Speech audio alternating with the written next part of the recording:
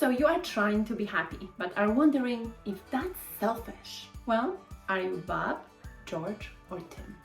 So happiness means different things to different people. Let's say this is Bob.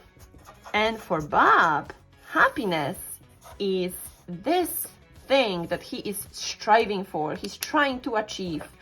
It may be $1 million business, it may be a huge promotion at work, but I'm going to make it a rainbow because rainbow represents happiness for my children and for a lot of people. Okay. Bob is obsessing about this. He knows that when he gets here to this rainbow, he will finally be happy. And in his pursuit to get here, he has a wife, he has children, but he is so obsessed about this that he doesn't really pay too much attention to them. He has co-workers, he has friends, and the same things happen.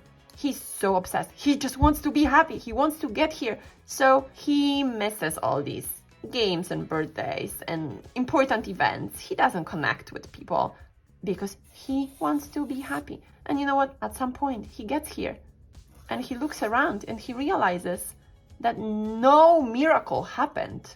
He didn't become happy, but it may be too late for him because his wife now doesn't like him very much. His kids don't even know him.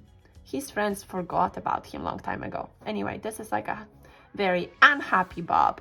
And this is George.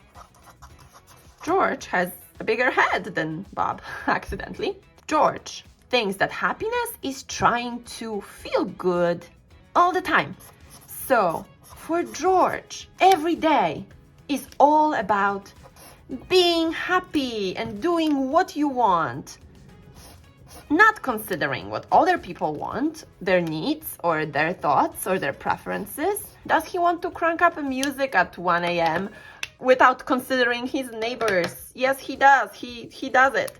Does he want to go out with his friends every single night, not considering his wife's needs? And he just wants to be happy all the time, regardless of what other people need. And this is Tim. Tim knows that true happiness means that you have to think a certain way, be a certain way, that you have to take some action. So every day for Tim is a rainbow because he knows that in order to be truly happy, even if he has this goal that is very important to him in the future, that's totally fine, but he knows that it's everyday attitude that will make him happy. So he connects with his loved ones.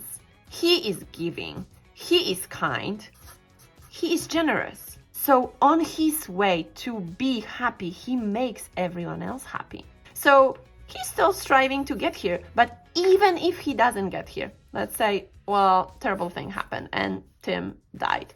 He dies a happy person. He was considerate of other people's needs. And this is what this entire channel is about. About Tim, about people like Tim. How can we be like Tim? So this guy's definition of happiness is selfish. This guy's definition of happiness is selfish too. But this guy's definition of happiness is the furthest away from selfish because his attitude can actually change the world for the better. So be Tim.